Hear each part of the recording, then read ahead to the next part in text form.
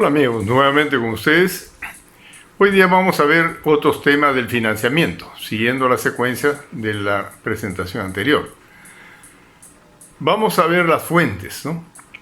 Tenemos un financiamiento que puede venir de bancos, que puede venir de cajas nacionales, rurales, de financieras en términos generales, de compañías de seguros. Muchas compañías de seguros también son asociadas a los bancos y tienen fondos que los proveen a los bancos para que los bancos hagan las colocaciones. ¿No? Luego tenemos las corporaciones de desarrollo, que son del Estado y que también tienen líneas de crédito que no son muy caras y que nos pueden servir para ayudarnos a un financiamiento de las MIPES, pymes, que están un poco lejos de las tasas de interés que cobran los bancos comerciales debido al alto riesgo que significan ellos comparativamente con una empresa mediana a grande, que sí reciben tasas de interés mucho más promocionales en realidad, de niveles de 3, 4, 5, 6, 7, 8%. En cambio, a las compañías pequeñas, tipo MIPES, MIPES y pymes, se les cobran o se les cargan intereses realmente altos que los hacen impracticables, ¿no? Puede estar pues entre el nivel de los 20, 25, 30%.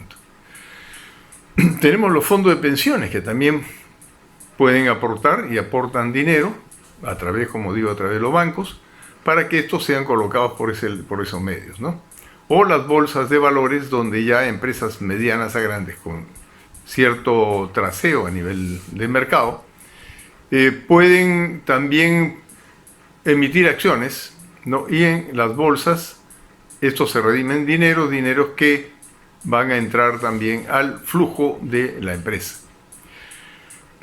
Tenemos por otro lado a nivel ya internacional, tenemos el Banco Mundial que financia a los estados, y dentro de eso tienen el IFC, que es International Finance Corporation, que hemos comentado también anteriormente, y que a su vez estos financian a empresas privadas en cantidades mucho mayores de 5 millones para arriba, ¿no? Ese es el otro punto. Las políticas de créditos en las empresas, ¿no? A nivel de empresas y a nivel del desarrollo empresarial. Las empresas siempre van a ser un riesgo. Entonces, si uno está en Perú, por decir, y hacia afuera, tiene que hacer exportaciones, ¿no? Evidentemente el riesgo es muy alto. Entonces hay que minimizar el riesgo y maximizar las utilidades que pueda tener la empresa. Ese es el principio fundamental. Entonces, entre los riesgos tenemos riesgos comerciales. ¿Cuáles son los riesgos comerciales? Dentro de los riesgos comerciales principalmente está la insolvencia de una empresa. Yo puedo estar negociando con una empresa y cuando ya entro a hacer la operación comercial, puede que de repente pues esta empresa entre en insolvencia, ¿no? Y ahí tengo un problema de que no me va a pagar. Esto pasa muchas veces, ¿no? Entonces hay que tratar de evitar este tipo de problemas. Otro de los riesgos del tipo comercial que se presentan en el mundo es el caso de empresas que son mayormente familiares. Entonces una empresa familiar depende del tronco de la familia, que puede ser el padre de un grupo de personas que trabajan dentro de esta empresa, pero esta persona que centraliza todo el poder de la empresa, si por cualquier motivo pues o se enferma o fallece, ¿no? Nos quedamos también desamparados. Porque mientras se ponen todos de acuerdo y los bancos y las instituciones entran a tallar ahí para buscar que les paguen o les abonen internamente hacia afuera, va a ser mucho más difícil. La otra es la pérdida o muerte también de clientes claves, ¿no? Hay clientes que son los que mayor cantidad consumen y que son estables en sus operaciones, pero que de la noche a la mañana pueden perderlo, ¿no? Porque entra otra gente, porque hay competencia, porque la calidad, por el precio, por distancia, punto de transporte, que eso también es otro de los factores que puede hacernos caer. Otras empresas tienen dificultades para cubrir los gastos operativos, ¿no? Eso es una insolvencia o parte de la insolvencia. El otro caso final es, bueno, ya desastres mundiales que se pueden considerar como fuerza mayor, ¿no? ¿Qué requisito o por qué se habla de fuerza mayor? Porque está fuera del alcance de las personas o del control humano, ¿no? Ahí tenemos verbigracias, ¿no? Los terremotos, terrorismo, guerras, revoluciones, etcétera. Esos son desastres ya naturales que nos pueden caer en cualquier momento. En cuanto a las políticas, también tenemos los riesgos. Y esos están dentro del control de cambio, devaluaciones. Una devaluación muy pronunciada en un país trae como consecuencia de que se promueve la exportación de ese país, pero para el caso nuestro, que estamos al otro lado del mostrador, va a bajar la posibilidad de importar, porque le va a costar al importador más número de la moneda local para conseguir un dólar o un euro, que son las monedas duras que vamos a utilizar generalmente en transacciones. Ahora, dentro de esto también hay organismos internacionales que nos pueden ayudar, o regionales, en este caso, que es la CAF, por ejemplo, Corporación Andina de Fomento. Dentro de la Corporación Andina de Fomento hay líneas de crédito que otorgan a los Estados miembros, ¿no?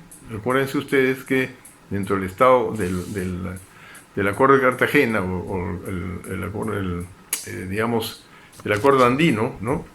Tenemos los participantes, estamos Ecuador, está Colombia, está Perú, está Bolivia, y el adherente siguiente que entró por cambio de Venezuela, Chile. ¿Qué nos trae eso? Que esta región tiene una fuente de financiamiento que nos ayuda también a conseguir fondos para capital de trabajo, para compra de bienes, para mejora de la infraestructura, etc. Eso viene por el lado de la Corporación Financiera de Desarrollo, que es el fideicomisario de estos fondos, como tantos otros que pueda estar recibiendo de Estado a Estado, etc., para ser entregados a las empresas medianas, pequeñas, etcétera, o grandes del país, y conseguir una espalda financiera que los ayude pues al desarrollo de su empresa. En cuanto a lo que es la banca comercial, lo que normalmente opera son líneas de corto plazo. Línea de corto plazo, entiéndase, un año o hasta un año. Son aquellas que van a estar en contacto directamente con los empresarios que quieren exportar o importar o hacer una otra actividad. Pero hablemos de la exportación, que es el caso que nos ocupa. En este caso, son aquellos que van a actuar entre el importador y el exportador, son los intermediarios financieros, que nos dan seguridad a ambos lados, ¿no? Para el caso, por ejemplo, de las aperturas de carta de crédito, ¿no? La carta de crédito es aperturada por un importador a favor de un exportador para efectos de pago de los productos que van a ser embarcados a su favor. Entonces, esto lo vamos a ver inmediatamente. En el caso de los créditos de proveedores, es otra fuente importante. ¿Qué son los créditos de proveedores? Vamos a ponerles un ejemplo. Un fabricante de máquinas de producir fideos en Italia, ¿no? Quiere vender en el Perú. Entonces, ahí, en este caso, es el proveedor el que consigue líneas de crédito en su país que permitan financiar al exportador de nuestro país las exportaciones que él está adquiriendo, ¿no? En este caso hay condiciones, hay sistemas operativos entre ese banco de Italia, por decir, el Banco Nacional de Laboro, ¿no? Y un banco nacional, que puede ser el Banco de Crédito, por decir, en que se ponen de acuerdo y hay una corresponsalía. Esta corresponsalía se ocupa de las cobranzas que van a ocurrir por la venta de estos equipos. Realmente va a pedir una cuota inicial de X cantidad y luego un financiamiento que puede ser entre 5, 7 años a 10 años, dependiendo de los montos, y que van a correr a través de documentos. En eso vamos a entrar también a hablar de la banca internacional. ¿Qué es la banca internacional y cómo es que se genera?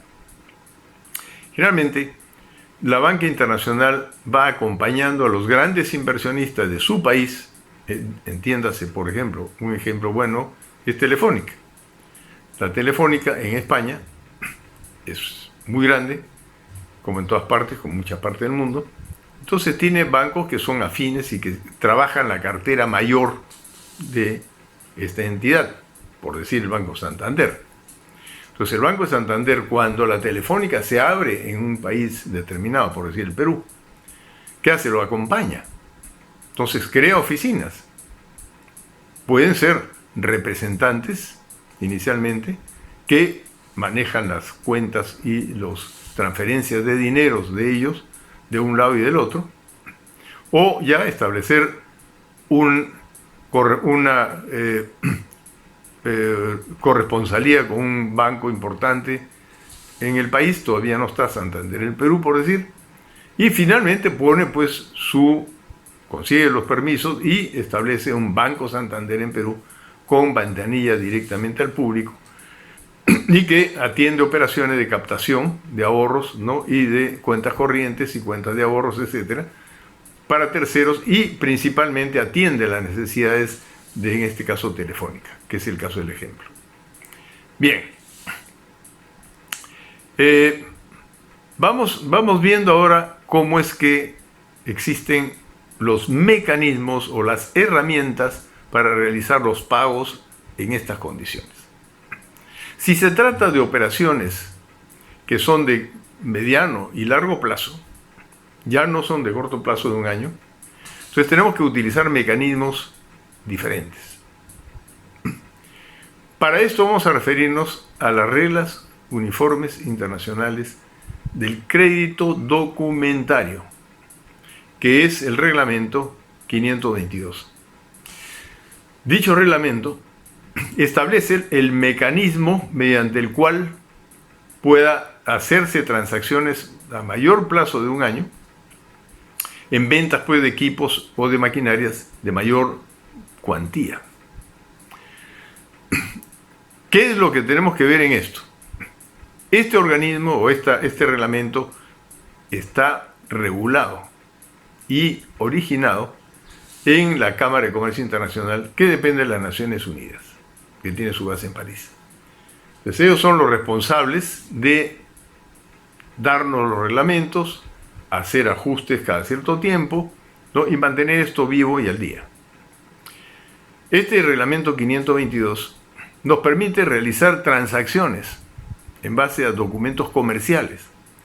¿Qué son los documentos comerciales? Por decir, la factura comercial, los pagarés, las letras, ¿no? Este tipo de documentos, también los packing list, los certificados de calidad, que son los que normalmente sirven para transar o para realizar una operación de compra-venta internacional, tanto de importación como de exportación, depende del lado que lo miremos. Estamos hablando de exportación principalmente.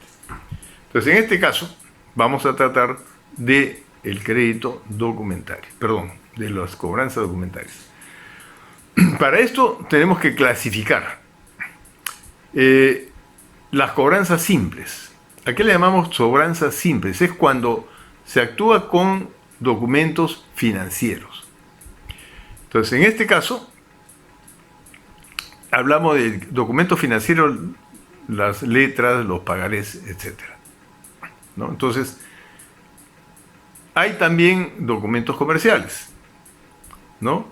Y ahí tenemos que diferenciar la cobranza simple, que es con documentos financieros, y la cobranza documentaria, que es el otro caso.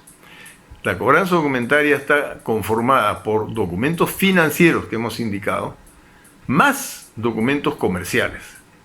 Ya dijimos que son las facturas, los certificados, los packing list, los certificados de origen, etcétera, etcétera, etcétera. En fin, esto nos ayuda a decir, ok, estos son los elementos que van a entrar en este tipo de cobranzas.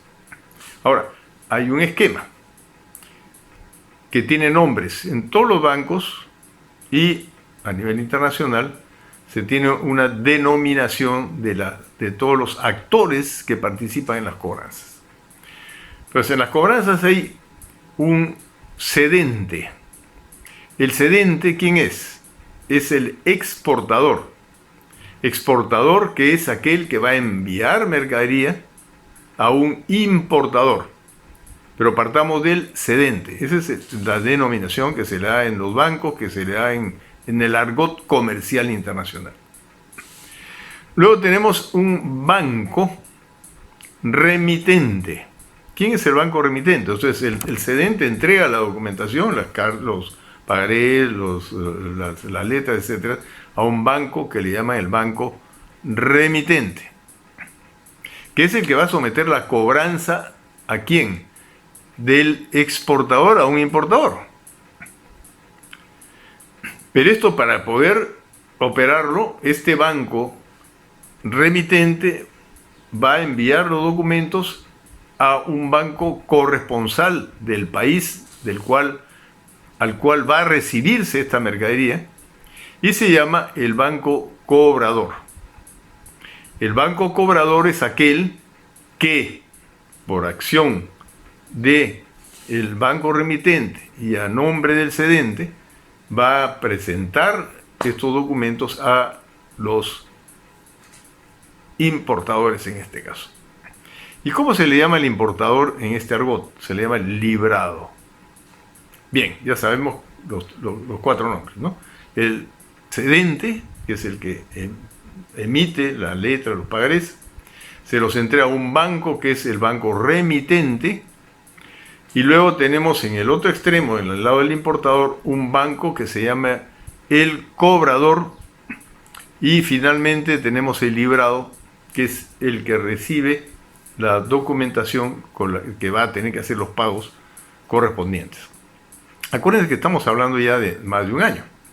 O sea, puede ser 2 años, 3 años, 4 años, hasta 10 años o más. Ese es el mecanismo que se utiliza bajo este sistema. Ustedes miran, muy bien, sí, claro. Aquí ocurre en el Perú lo mismo, pero yo emito pues o acepto una letra, ¿no? Y estas letras, que pueden ser un montón de letras por 10 años, por 15 años, ¿qué ocurre si no me las pagan? Entonces, para poderme asegurar esto, entonces, ¿qué es lo que hago yo? Someto o exijo al librado que todas las letras sean avaladas, o sea, la letra sí, y se pone aquí el aceptante y luego atravesado, ¿no?, un aval de un banco de primer nivel, que se llama, que son los bancos más importantes, evidentemente. Equivalente a lo que en el Perú sería pues el Banco de Crédito, Banco Continental, el Interbank, el Scotiabank, en fin. Bueno, bancos importantes. Eso nos libra de cualquier problema que pudiera haber en el futuro dentro de esta cobranza. Ya le di las herramientas principales y tenemos la entrega de los documentos. O sea, el banco cobrador, qué y cómo le entrega los documentos al librado, que viene a ser el importador. Bien, uno es documentos contra aceptación, se llama así en el argot. Le entrega documentos contra la aceptación de estos, ¿no? Obviamente esto va a tener que llevar el aval. Entonces, mientras eso no ocurra, yo no estoy entregando la mercadería. Yo tengo los documentos del embarque, los tengo en la mano. Mientras no me acepte, yo no suelto los documentos de embarque, porque esa es la instrucción que se le da al banco cobrador. Y esto se llama documentos contra embarque, o contra documentos por aceptación, o sea, por aceptación de la documentación. La otra modalidad puede ser documentos contra pago, o sea, yo no le suelto los documentos del embarque, y esta es la instrucción que recibe el banco cobrador al librado, ¿no?, mientras él no me abone. Entonces, bajo responsabilidad del banco cobrador, él no puede soltar o librar los documentos de embarque a este señor, porque me puede dejar pues en el aire, ¿no? Evidentemente eso es otro de los de las formas de operar en este sistema. Luego vamos a pasar a ver lo que es el Reglamento Único Uniforme del Crédito Documentario número 600.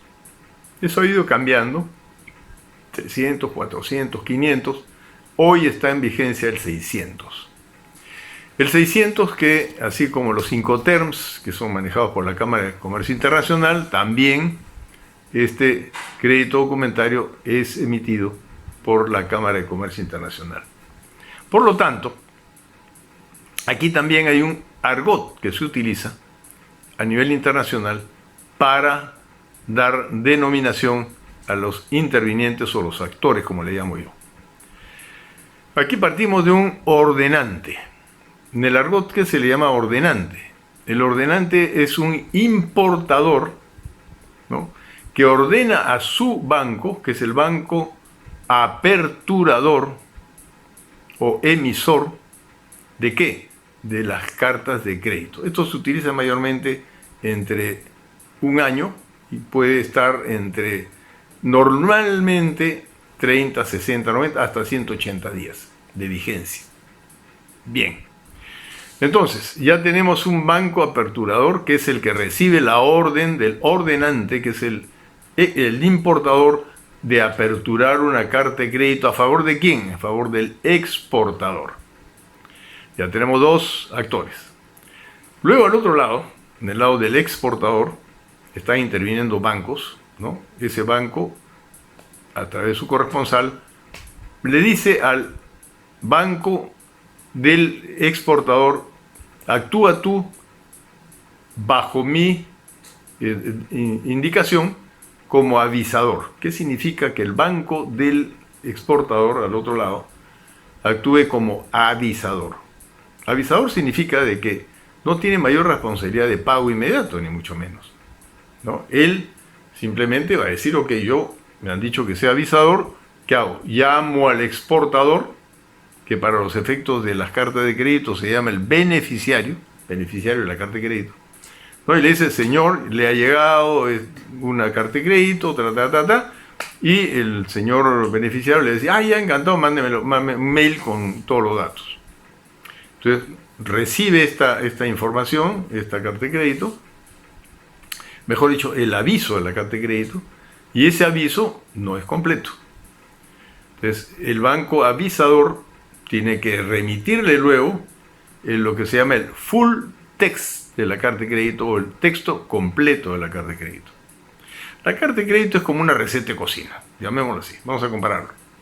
Si yo quiero hacer un bizcocho, ¿qué tengo que hacer? Mezclar la harina con los ingredientes, con la leche, con no sé qué, el agua, etcétera, ¿no?, el saborizante, y se somete al horno, y finalmente, una vez que sale del horno, ya está el bizcocho listo para poderlo comer. Entonces, mientras yo no tenga sino el preaviso de la carta de crédito, ¿no?, lo que tengo es simplemente un número de lo que le llaman el SWIFT, que es un medio de información que tienen entre los bancos, ¿no? Y ese SWIFT tiene un número, y ese número viene también en el documento que me están pasando, pero eso no me dice nada. O sea, no es un documento activo ni operativo.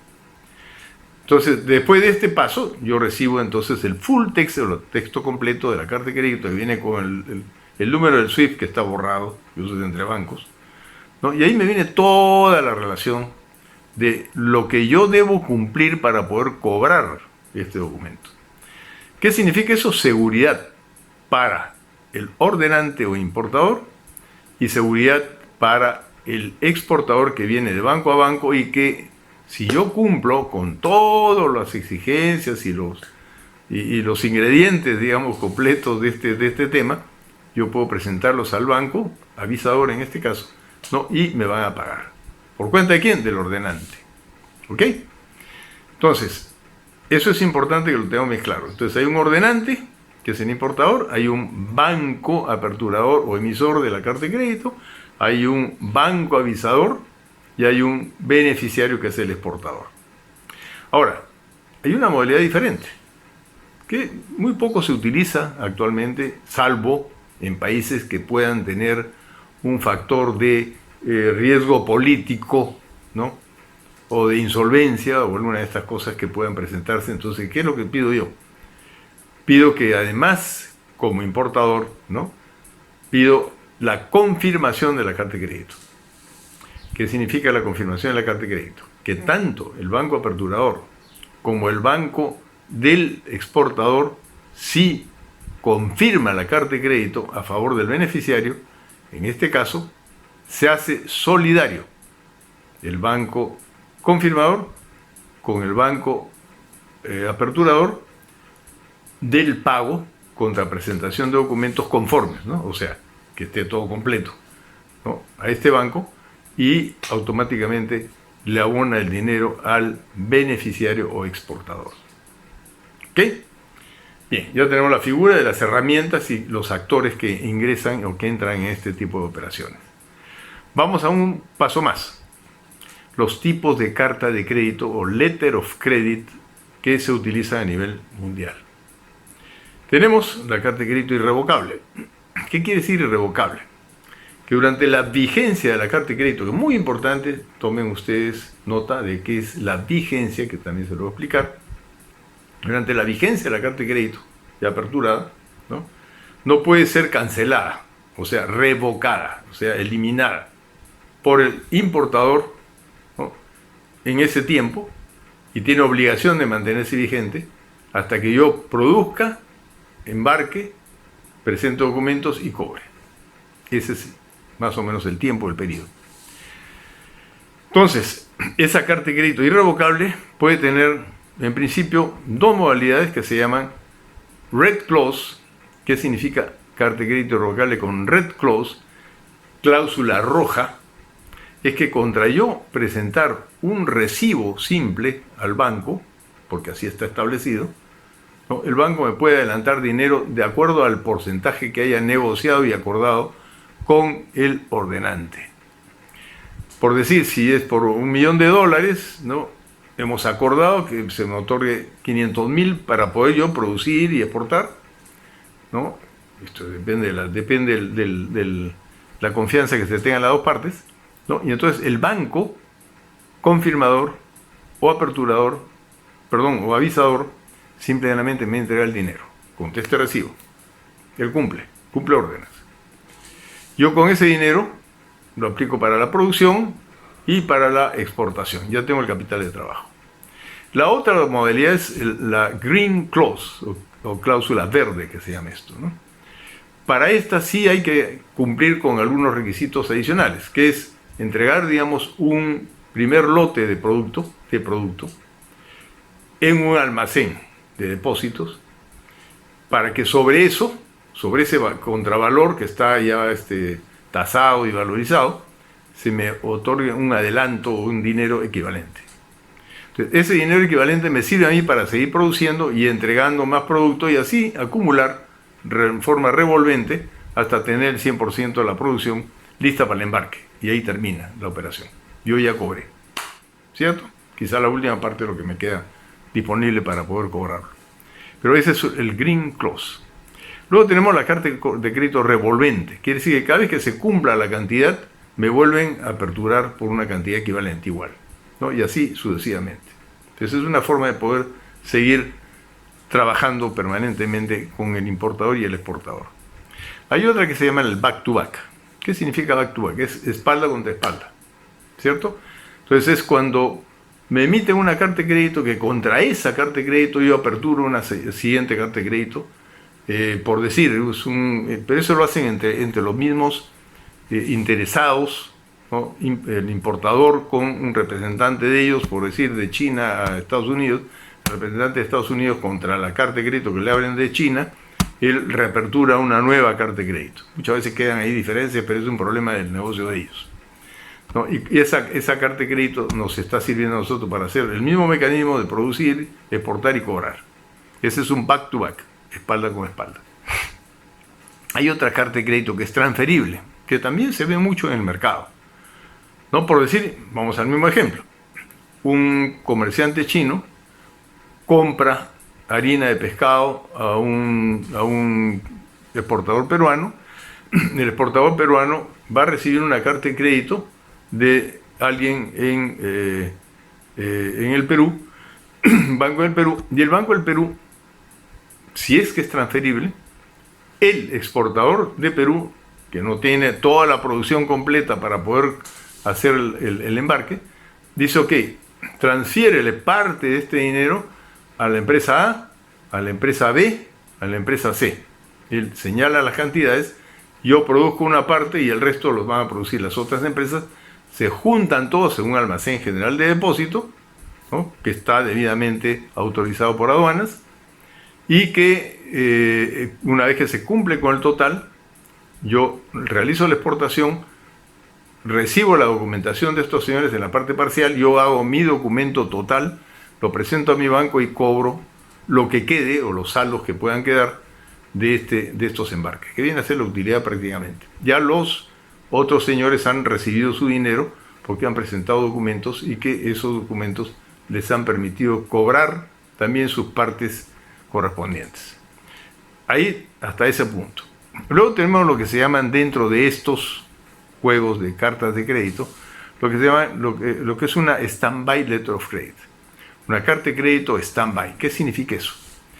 Que esta carta de crédito de stand-by no es un pago, sino es una garantía. O sea, me habilitan esta carta de crédito, que normalmente se la dan pues a un corresponsal o a una filial de la principal del exterior, con la única finalidad de que contra ese documento que está amparado por el ordenante del otro lado, pueda el beneficiario en el Perú retirar dinero para poder financiar, por ejemplo, la compra de un edificio, entrar en producción de una carretera o entrar en qué sé yo, ¿no? Pero ya compra con eso y produce, entrega, cobra, en fin, ese es ya un negocio entre las dos empresas. Ahora, otra de las modalidades es el bid bond, que viene a ser una garantía de aceptar la responsabilidad, por ejemplo, en una licitación, ¿no? Le piden a uno un 3%, ¿no?, de adelanto o de bono, y ese bono es el bid bond, para que una vez, si es que yo soy favorecido en una licitación de cualquier cosa, no me retire y diga no, ya no, que es acostado pues hacer la convocatoria y hacer toda la licitación, etcétera. Entonces, esa garantía. Si yo no cumplo, eso automáticamente se pierde por los organizadores que tienen esta operación. Entonces, ahí funciona el bid bond, pero también hay otra que se llama el performance bond. Una vez que a mí me otorgan una operación en el Estado, por decir, con una licitación, ¿no?, cualquier licitación que pueda haberla, entonces ya yo asumo, y este bid bond se convierte en performance bond, pero por mayor cantidad. O sea, si la operación pues es de 50 millones de dólares, yo he puesto el 3% inicial, ¿no?, me van a pedir un 10% por lo menos, ¿no?, o negociado con el Estado, de un depósito previo a que me entreguen el dinero para realizar la operación, por decir una carretera, una represa o lo que sea. Entonces, este es más o menos el conjunto de estos herramientas básicas que se van a ver en el comercio internacional. Básicamente estamos hablando de los elementos de pagos, ¿no?, dentro del aspecto financiero. Vamos a seguir con este tema en próximas salidas al aire, ¿no? Y por lo pronto me despido de ustedes, les agradezco su atención, ¿no?, y cuídense mucho.